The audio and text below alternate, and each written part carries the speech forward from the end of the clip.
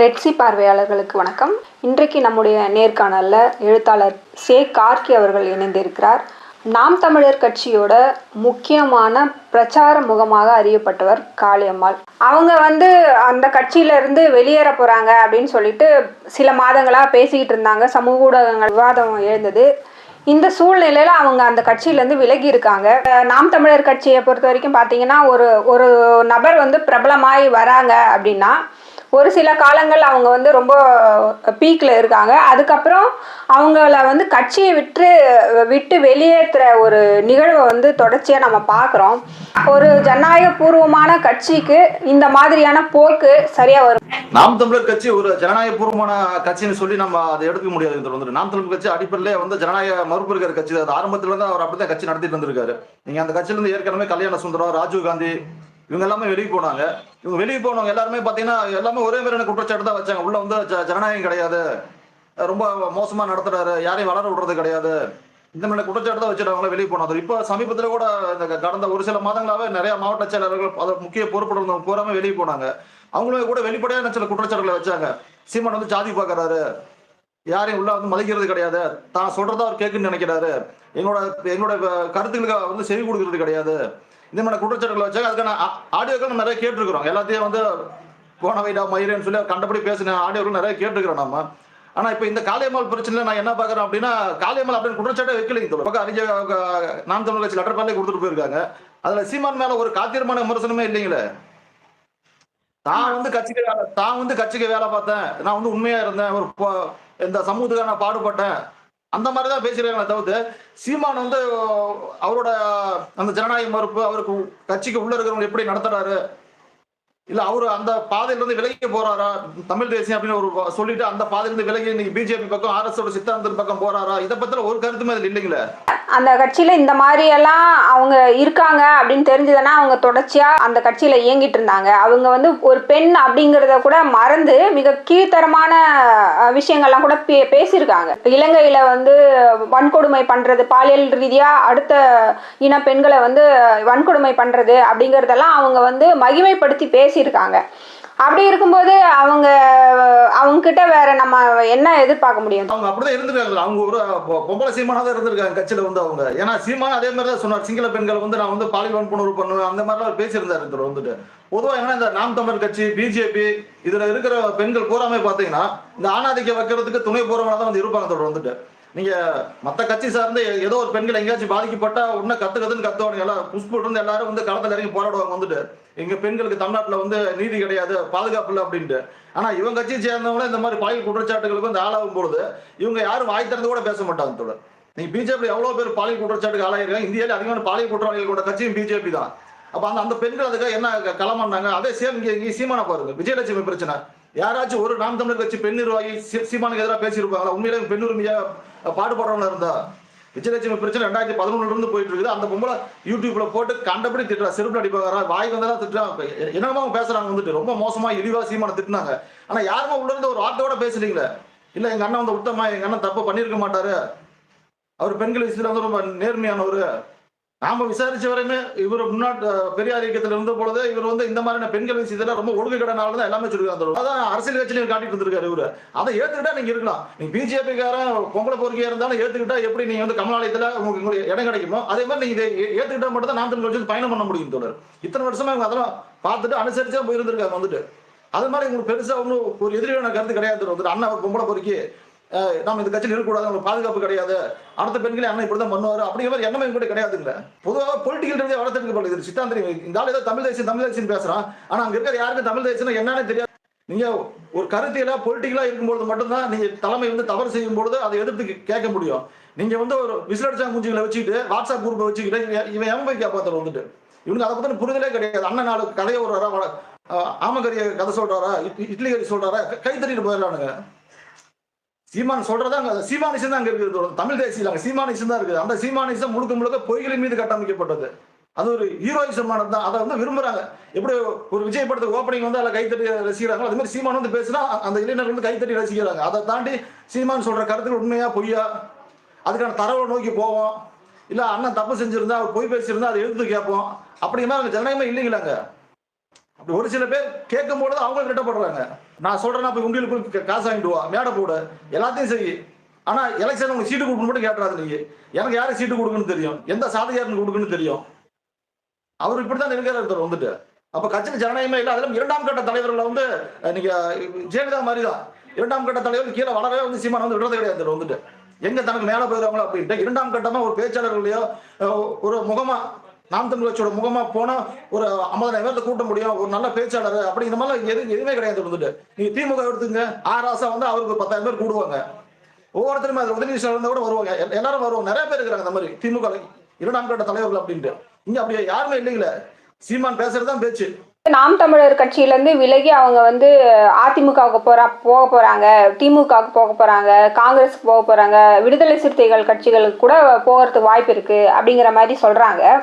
இப்போ திடீர்னு பார்த்தீங்கன்னா காளியம்மாள் வந்து இந்த மாதிரியான ஒரு பெண் அப்படிங்கிற வகையில் கூட கரிசனம் இல்லாமல் இந்த மாதிரி விஷயங்கள்லாம் பேசியிருக்காங்க. கட்சி தலைவர்களோட குடும்பத்தையும் குடும்ப பெண்களையும் கூட மோசமாக பேசியிருக்காங்க.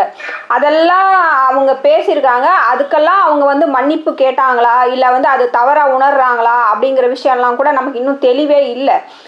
அப்படி இருக்கும்போது ஒரு சிலர் என்ன எழுதுறாங்கன்னா, இவங்க வந்து ரொம்ப ஒரு தீர்க்கமான பெண், மீனவ குடும்பத்திலேருந்து மீனவ குடியிலேருந்து வந்த ஒரு பெண், இவங்க வந்து சரியான அரசியலை வந்து பேசுவாங்க, இவங்களோட தேவை வந்து அரசியலுக்கு தேவை அப்படிங்கிற மாதிரி சொல்கிறாங்க.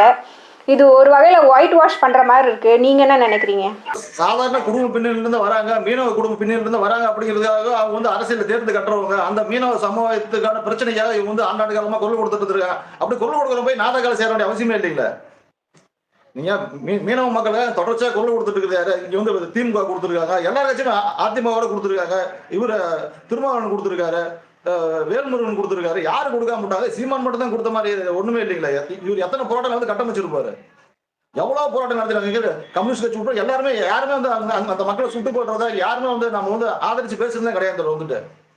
அப்ப இந்த ஒரு காரணத்துக்காக அந்த அம்மா அங்க போய் சேர்ந்திருக்க வேண்டிய வாய்ப்பு இல்லை. அப்ப அந்த சீமானுக்கு இருந்த அந்த ஏற்றம் ஒரு இளைஞர்கள் பேரா பின்னாடி போனாங்க, ஒரு அரசு கட்சி ஆரம்பிச்சாரு.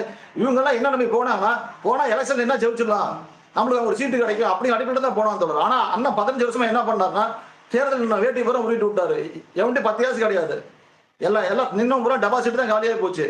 இப்ப இருக்கிற சூழ்நிலை என்னன்னா, இனிமேல் நின்னாலும் 15 வருஷங்கிறது பெரிய அனுபவம் ஒரு கட்சிக்கு வந்துட்டு. அது நேற்று ஆரம்பிச்சு இன்னைக்கு தேர்தல் நிக்கல, 2010 ஆரம்பிச்சு 2025 வரை வந்துருச்சு. இத்தனை வருஷமா எதுவுமே சாதிக்க முடியாத ஒரு கட்சியின் தலைவர் இனிமேட்டு அவங்களுக்கு என்ன செஞ்சிட போறாங்க, என்னத்துக்கு வந்திருக்காங்க வந்துட்டு. அப்ப என்ன பொறுக்கிறதுக்காக வேற கட்சிக்கு போறாங்க. நீங்க அவங்க மன்னிப்பு கேட்டாதான் திமுக அதிமுக வந்து கட்சியில சேர்த்துக்குவாங்க அப்படிங்கிற இல்லை. எனக்கு தெரிஞ்சு ராஜீவ்காந்தியே கல்யாண சுந்தரமா பொது வெளியில தான் மன்னிப்பு கேட்டாங்கன்னு தெரியல எனக்கு. அங்க போறாங்க, அந்த கருத்தில் ஏற்றி அப்படியே பேசிட்டு போயிடுறாங்க வந்துட்டு. இவங்க யாரும் இத்தனை வருஷமா பேசுறதுக்கால ஏன் நாஞ்சில் சம்பத்து பேசாதுங்களா? நாஞ்சில் சம்பத்து கருணாநிதி பத்தி பேசாது கேவலமா? கலி ஊத்திட்டான். சாதி பேர் வைகோ பேசலீங்களா? கலைஞரோட சாதி பேரை சொல்லி வைகோ பேசலையா? அதுக்கு நான் பொதுவில் வைகோ மன்னிப்பா கேட்டாரு தொடர். இவனுக்கு கார்பரேட் கட்சிகள்ட்ட இவனுக்கு வெக்கமான சுடு சொன்ன எதுவுமே இருக்காது தொடர். இவனுக்கு ஒரு 10,000 ரோட்டி கிடைக்குதா, நம்ம சேர்த்துக்குவோம், அவ்வளவுதான். இந்த முகத்துக்கு இங்க இந்த ஒரு பாப்பா ரொட்டி இருக்குது, அதுக்கு ஏதாவது நம்மளுக்கு கிடைக்கும் அப்படின்னா வச்சுக்கோங்க, அவ்வளவுதான். அதை தாண்டி அவன் கடந்த காலங்களில் எப்படி களி ஊத்துனா, நம்மளுக்கு எதிராக எப்படி வேலை பார்த்தா, இதெல்லாம் எந்த கார்பரேட் அரசியல் கட்சிக்குமே வந்து இது பண்ணிக்கிறது கிடையாது வந்துட்டு. ஸோ நீங்க என்ன நினைக்கிறீங்க, எந்த கட்சிக்கு போவாங்கன்னு நினைக்கிறீங்க? இல்ல அவங்க கொடுத்த அறிக்கையிலே பாத்தீங்கன்னா தமிழ் தேசியத்தை நோக்கி தான் போகணும் தான் சொல்லி கொடுத்துருக்காங்க. கடைசி வரையும் தமிழ் தேசியத்தை நோக்கி தான் போகணும்னு சொல்லியிருக்காங்க. ஒருவேளை இவங்க தனியாக ஒரு கட்சி ஆரம்பிப்பாங்களா, இல்லைன்னா இப்ப இதுக்கு போறதோட விஜய் கட்சிக்கு போறதோட வாய்ப்பு இருக்குது. திமுக அதிமுக வாய்ப்பு குறைவா இருக்குன்னு தான் நினைக்கிறேன் நான். விஜய் வேணா ஏத்துக்கலாம், அதுமே கூட நம்ம சந்தேகம் தான் அதோட வந்துட்டு. விஜய் கட்சிக்கு போறதா, தாவேக்காவுக்கு போறது போறதுக்கு வாய்ப்பு இருக்குது. ஏன்னா இப்ப அவங்களுமே கூட அவங்களுக்கு அந்த முகங்கள் தேவைப்படுது. ஏன்னா புதுசா கட்சி ஆரம்பிச்சிருக்காங்க, ஒரு பாப்புலராட்டியான ஆட்கள் வந்து அவங்க கட்சியில மிக மிக குறைவா இருக்கிறாங்க. அப்ப இந்த மாதிரி ஒரு இருந்துச்சுன்னா அவங்களுக்கு ஒரு கொஞ்சம் நாளைக்கு எலெக்ஷன் நிற்கும் பொழுது கொஞ்சம் அவங்க தான் இருக்குது. அந்த மீனவ மக்கள் ஓட்டுகளை வாங்குறதுக்கு கொஞ்சம் அவங்களுக்கு வசதியா இருக்கலாம். அது மற்ற கட்சிகள வாய்ப்பு குறைதான் அந்த வந்துட்டு. ஏன்னா அவங்களாம் ஏற்கனவே வந்து அந்த மீனவ மக்கள் மத்தியில் ஓரளவுக்கு ஓட்டு வங்கி வச்சிருக்காங்க. நீங்க தாவைக்க இப்ப நாம் தமிழ் கட்சி மீனவ மக்கள் இன்னும் ஓட்டு வங்கிலாம் வாங்கி பெருசா ஜெயிக்கலீங்களே. இப்ப ஏற்கனவே அந்த அணியில வச்சிருக்காங்க, திமுக இருக்குது, அதிமுக இருக்குது, எல்லா கட்சியும் வச்சிருக்காங்க, ஆர்கனைஸ் பண்ணி வச்சிருக்காங்க வந்துட்டு. இப்ப அதை தாண்டி இவங்க ஓட்டு வாங்குறதுங்கிறது இவங்க நாடாக்காரங்கன்னா இது தேவைப்படலாம் வந்துட்டு. நாம் தமிழர் கட்சியிலேருந்து தொடர்ச்சியாக நிர்வாகிகள் டெய்லியுமே போயிட்டு இருக்காங்களே, இந்த ட்ரெண்ட் வந்து என்னது? நாம் தமிழருக்கு எதிரான ஒரு ஒரு வேலை நடந்துட்டு இருக்கு அப்படிங்கிற மாதிரி அந்த கட்சியை சேர்ந்தவங்க சொல்றாங்களே, அப்படிதானா? இல்ல அது எல்லா கட்சியிலுமே இருக்கிறதா. நீங்க ஒரு கட்சியிலிருந்து இன்னொரு கட்சிக்கு ஆளு தூக்குறதுங்கிறது எப்போ இருந்து நடந்துட்டு வரதானே. நீங்க சேகர் பாபு திமுக தூக்கலையா? அப்படி எல்லாத்தையும் தூக்கி தூக்கி எல்லாம் போறவங்க வந்துடும். அது தேர்தல் அரசியலோட அது வந்து நம்ம தவிர்க்க முடியாத ஒண்ணு. நீ கட்சி உடைக்க நினைச்சாங்கன்னா உடைப்பாங்க, பணத்தை செலவு பண்ணி உடைப்பாங்க. ஏன் ஜெயலலிதா அம்மா பண்ணலீங்களா? ஜெயலலிதா இந்த என்ன பண்ண, தேமுதிக ஜெயிச்சிருந்தாங்க, அத்தனை பேருக்கு நம்ம தூக்கிட்டு போயிருந்தீங்களா? கட்சியை உடைச்சு நீ காணாம போக வச்சுட்டாங்க. நல்லா ஒரு வலுவான கார்பரேட் கட்சி, நல்லா பணம் இருக்குது அவங்க கிட்ட அப்படின்னா கண்டிப்பா செய்வாங்க வந்துட்டு. அது நாம் தமிழர் மட்டும் விதிவிலக்கு. ஒரு வார்டு உறுப்பினரா கூட இல்லாத கட்சிக்கு வந்து திமுகவோ இல்ல அதிமுகவோ இல்ல ஆளும் கட்சிகள் வந்து செலவு பண்ணி உடைக்கிறதுக்கு வாய்ப்பு இருக்கா தோழர்?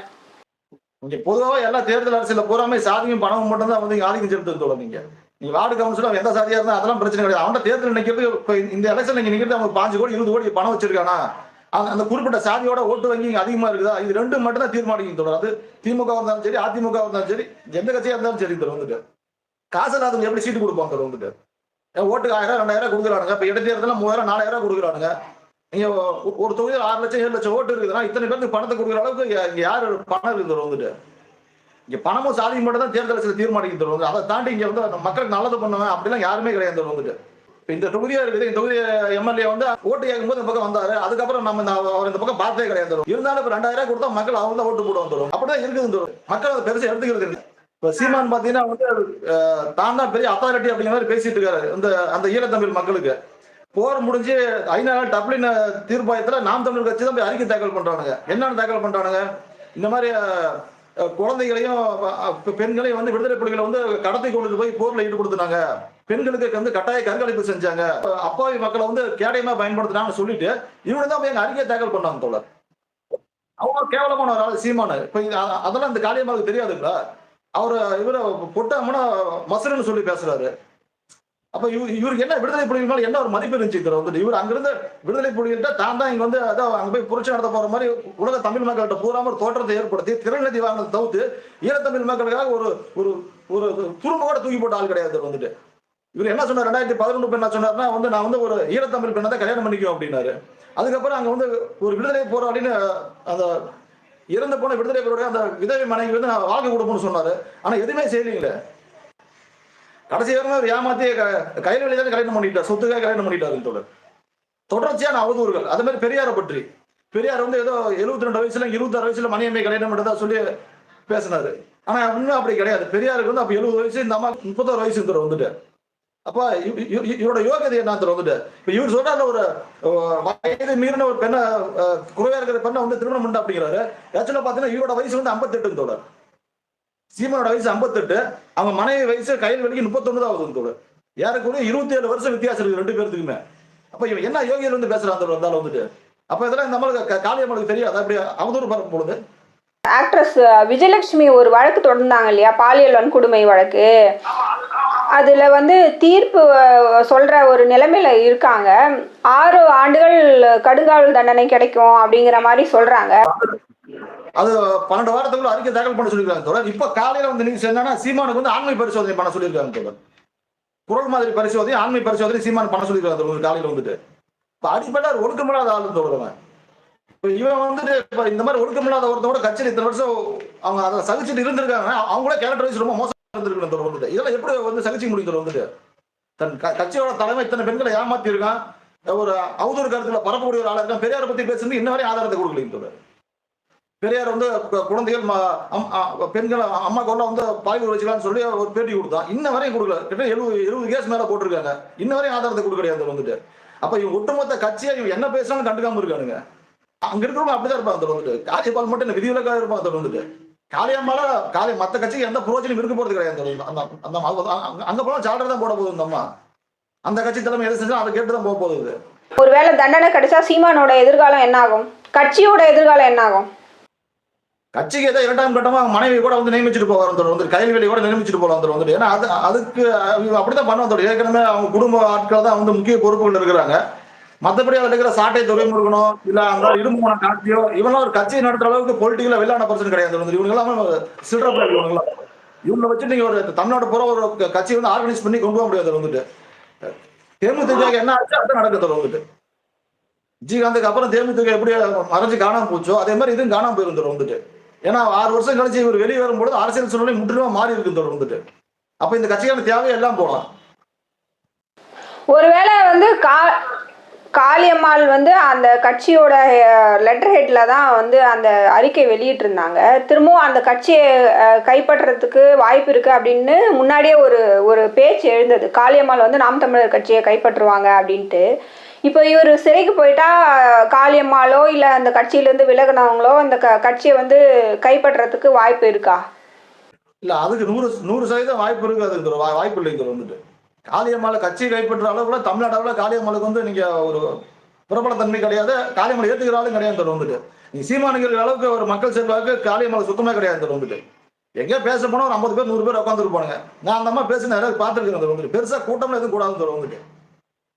அவ்வளவு செல்வாக்குள்ள ஆளும் கிடையாது வந்துட்டு. இதே யூடியூப்ல பேட்டி கொடுக்குறாங்க, ஊடகங்கள்ல பேட்டி கொடுக்குறாங்க தான் இவங்க முகங்கள் அறியப்படுதுன்னு சொல்லு. இல்லைன்னா இவங்களுக்கு பெரிய அரசியல் செல்வாக்குல எதுவும் கிடையாது வந்துட்டு. நீங்க சீமானே ஒரு கூட்டத்துக்கு வரல, காளியம்மாளை மட்டும் அமைச்சு அந்த கூட்டத்தை நடத்தி பாருங்க, யாருமே இருக்க மாட்டாங்க வந்துட்டு. அவ்வளவு பெரிய மக்கள் செல்வாக்குல காளியம்மாளை கிடையாது இருந்தது. கட்சிக்கு அப்பெல்லாம் எடுத்துட முடியாது வந்துட்டு. அதெல்லாம் ஒரு வழி பண்ணி வச்சுட்டு தான் போவார். சீமான் ஒரு ஜெயிலுக்கு போற மாதிரி இருந்தா. உங்களுடைய கருத்துக்களுக்கு மிக்க நன்றின்னு